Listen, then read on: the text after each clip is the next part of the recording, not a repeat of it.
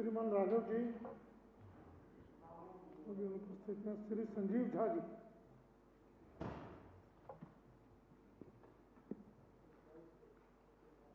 बहुत बहुत धन्यवाद अध्यक्ष महोदय कि आज मुझे ये जो कृषि के 3 बिल जो काले कानून हैं उस पर चर्चा करने का मुझे मौका दिया। अध्यक्ष महोदय, लगभग 18-19 दिन से किसान कड़ाके की ठंड में अलग अलग बॉर्डर पर और कमोबेश पूरे देश में इस कानून का विरोध कर रहा है।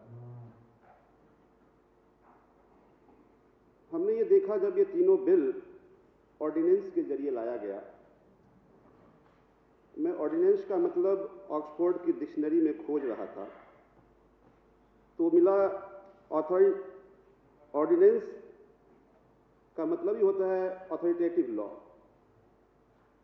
एक ऐसा आप कानून थोप रहे हैं और एक ऐसे समय में जब पूरा देश कोरोना की कहर से जूझ रहा था, तब लगा कि ऐसी आखिर सरकार की कौन सी मजबूरी थी एक ऑर्डिनेंस के जरिए एक ऐसा कानून बना रहे हैं जिससे इस पूरे देश के किसानों को लग रहा है कि मेरी किसानी छीनी जा रही है। 3 बिल पास किए गए। पहला बिल यह कहता है कि निजी मंडी का प्रावधान होगा। अब इस देश में 85% किसान लघु या सीमांत किसान हैं जिनके पास 2 हेक्टेयर के करीब की जमीन है। अगर मान लीजिए कि कोई निजी मंडी में जो लोग आएंगे खरीदने के लिए तो छोटे छोटे किसान कोई मोल भाव तो उनसे कर नहीं सकता है। दूसरा कानून जो है, अगर पहले कानून से उसको जोड़कर देखिए आप, तो दूसरा कानून ये कहता है कि कॉन्ट्रैक्ट फार्मिंग की व्यवस्था होगी। यानी जो ही निजी मंडी आ जाएगा तो किसानों की मंडी तो होगी नहीं, तो किसान मजबूर होगा निजी मंडी में जाकर अपना सामान बेचने के लिए। और जब निजी मंडी में सामान बेचने जाएगा तो एक तरफ अदानी जैसे लोग होंगे, दूसरी तरफ 2 हेक्टेयर की जमीन का किसान होगा। या फिर मोल भाव होगा कैसे? ये कॉन्ट्रैक्ट होगा कैसे? बेमेल कॉन्ट्रैक्ट है ये। और उसमें भी आपने कह दिया कि अगर मान लीजिए कि आपको कॉन्ट्रैक्ट में दिक्कतें हैं, अड़चने हैं, तो आप एसडीएम के कोर्ट में जाएंगे, डीएम के कोर्ट में जाएंगे। ये सारे सरकारी तंत्र हैं। सरकारी तंत्र किस तरह से सरकार द्वारा संचालित होती है पूरा देश जानता है। तीसरा कानून कहता है, और उसमें एक और मजे की बात है कि आप एमएसपी का प्रोविजन खत्म कर दे रहे हैं। आप जब एमएसपी के प्रोविजंस को खत्म कर दे रहे हैं तो फिर औने पौने दाम पर किसान बेचने को मजबूर होगा। और मैं चूंकि मेरा ओरिजिन बिहार से आता हूं। बिहार में 2003 में मंडी की प्रोविजन व्यवस्था खत्म हो गया था।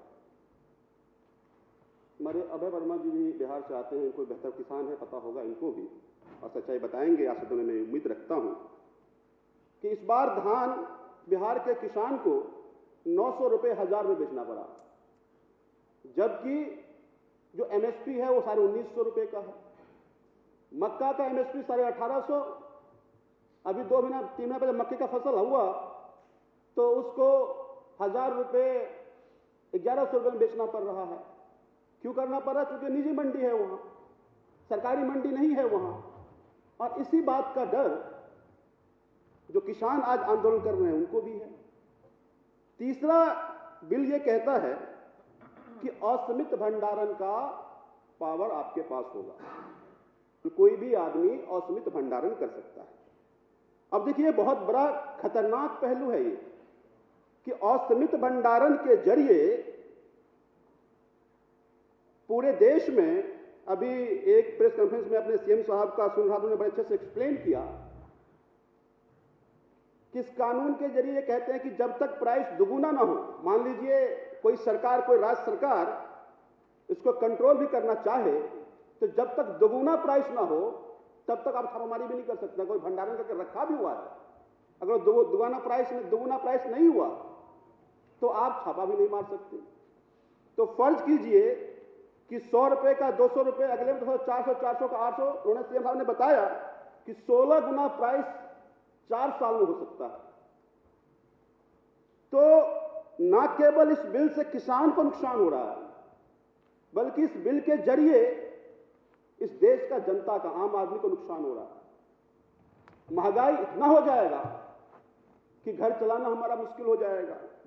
तो इसीलिए जब मैं ये तीनों कानून को एक साथ जोड़ करके देखता हूं अध्यक्ष महोदय, हम सब इतिहास में पढ़ते हैं चंपारण का सत्याग्रह गांधी जी का। क्या था वो? नील की खेती के विरुद्ध था। क्या नील की खेती में था? एकदम कोरिलेट कर लीजिए कि वहां भी नील की कॉन्ट्रैक्ट फार्मिंग था कि आपको, किसानों को नील की खेती करना आपको कंपलसरी है, क्योंकि कॉन्ट्रैक्ट था। और फिर उसके बाद प्राइस डिक्टेट स्टेट सरकार कर रही है और सरकार उत्पाद से नीचे प्राइस डिक्टेट कर रही है और किसान को बेचने मजबूर कर रहा है। तो विरोध हुआ था, गांधी जी चंपारण गए थे, इसके खिलाफ सत्याग्रह हुआ, तो पूरे देश में आंदोलन हुआ। आज कमोबेश ये जो तीनों कानून है वही नील की खेती पे जिस तरह से किसानों को सताया जा रहा था, इसी तरह से किसानों को टॉर्चर किया जाएगा, इसीलिए किसान वहां बैठा हुआ है। तो मेरा यह कहना है अध्यक्ष महोदय कि किसान ये कह रहा है, क्या मांग थी किसान की, कि आप एमएसपी को लीगल फ्रेम में डाल दीजिए, ये कानूनी बाध्यता बना दीजिए कि एमएसपी से नीचे अगर कोई परचेज करेगा तो उसको सजा होगा, सजा का प्रावधान कर दीजिए उसमें। आप ये लोग कह रहे हैं, नहीं प्रधानमंत्री जी कह तो रहे हैं, प्रधानमंत्री ने बहुत सारी बातें बताई थी। प्रधानमंत्री ने तो यह भी कहा था कि काला धन आएगा और इतना आएगा कि 15 लाख हर घर में जाएगा, जीएसटी से ये देश स्वर्ग बन जाएगा। बहुत सारी बातें जो उन्होंने कही थी तो हुआ नहीं, तो लोग भरोसा कैसे करें आप पे? तो इसीलिए देखिए, ये जो कॉन्ट्रैक्ट तीनों बिल के जरिए आप प्राइवेट प्लेयर के हाथ में खेती को दे रहे हैं, और ये जो प्राइवेट प्लेयर है मार्केट फोर्सेज है, और मार्केट फोर्सेज जो है वो नफा और नुकसान से चलता है, वो वेलफेयर के लिए नहीं बैठा हुआ है।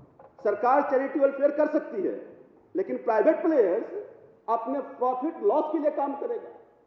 अगर अपने प्रॉफिट के लिए काम करेगा तो मैंने पहले ही कहा कि ये बेमेल कॉन्ट्रैक्ट है। किसानी जो है दिन ब दिन खत्म होती जाएगी और प्राइवेट प्लेयर मजबूत होता जाएगा। मैं ये कह रहा हूं कि आज कोरोना के काल में एक चीज पूरे देश को समझ में आया कि चावल, दाल, दलहन ये सबसे इंपॉर्टेंट चीज है, ये रहेगा तो आप जिंदा रह सकते हैं। और जब सरकार के पास आपने परचेज किया तो आपने चैरिटी भी की, लोगों को खूब बांटा, हमने लोगों को खूब खिलाया।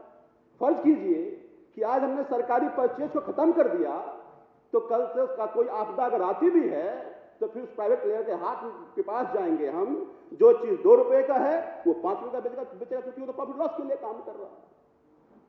तो सरकार जो वेलफेयर की बात करेगी वो भी खत्म हो जाएगा।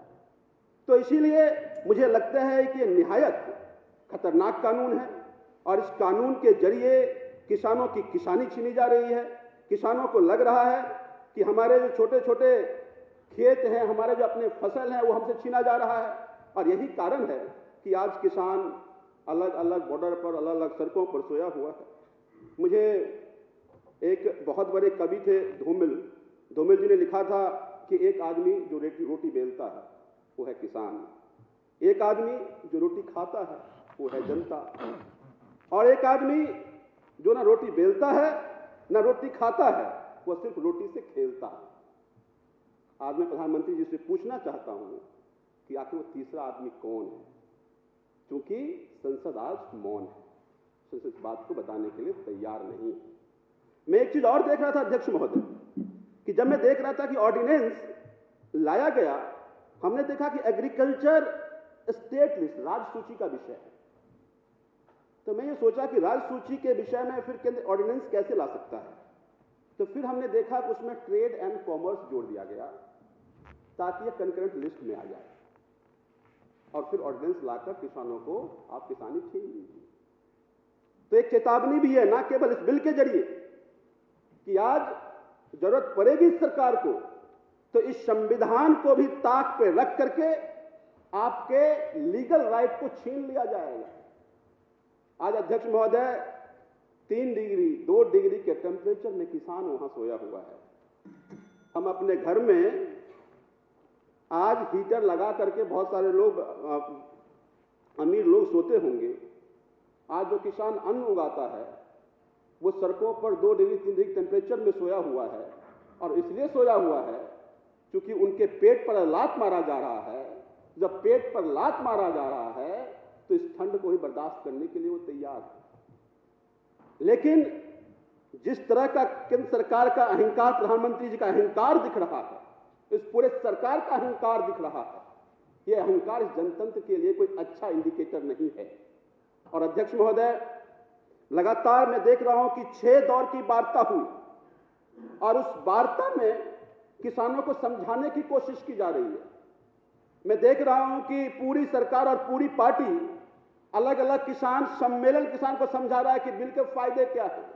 अरे किसान सब समझता है कि उसका फायदा कहां है, उसका नुकसान कहां है। किसान को समझाने की जरूरत तो आपको नहीं है। और 6 दौर के वार्ता में आपने यह भी कहा कि इस कानून में कुछ कमियां हैं, तो जब कमियां आप मान रहे हैं तो वापस क्यों नहीं ले रहे हैं? मैं एक बात दावे से कहकर अपनी बात में खत्म करूंगा अध्यक्ष महोदय, कि ये कानून आज जो अन्नदाता इस सड़क पे विरोध कर रहे हैं और सरकार जो किसान से बातचीत करने का दिखावा कर रही है, ये वास्तव में केवल बातचीत दिखावा है। गुपचुप में बातचीत तो कहीं और हो रही है, और वो बातचीत हो रही है जो इस सरकार के अन्नदाता है।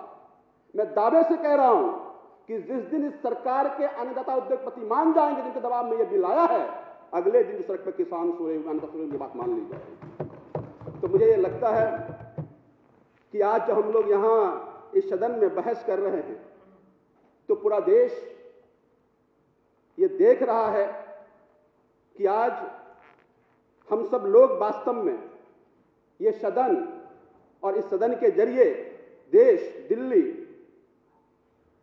पृथ्वीराज चौहान के साथ है या जयचंद के साथ है। तो मुझे ये लगता है कि हम सब लोग, और खासकर मैं अपने दिल्ली सरकार के मुख्यमंत्री आदरणीय अरविंद केजरीवाल जी का धन्यवाद इसलिए करता हूं कि इन्होंने कहा कि एक सेवादार बन करके हम सबको, जो किसान इस देश के अन्नदाता आए हुए हैं, उनका सेवा करना है, उनके साथ खड़ा रहना है। और बहुत सारे हमारे विधायक साथी, खासकर मैं महेंद्र गोयल जी का विशेष धन्यवाद दूंगा कि लगातार 18 दिन से दिन रात वहीं रह रहे हैं और एक कोशिश कर रहे हैं जो अन्नदाता यहां आए हैं उनको किसी दिक्कत का सामना न करना पड़े। और मैं उम्मीद करता हूं केंद्र सरकार से कि अपने अहंकार से दूर हो करके किसान की मांग को मान करके इन तीनों बिल को वापस लेंगे। बहुत बहुत धन्यवाद। बहुत बहुत धन्यवाद। अजय यादव जी।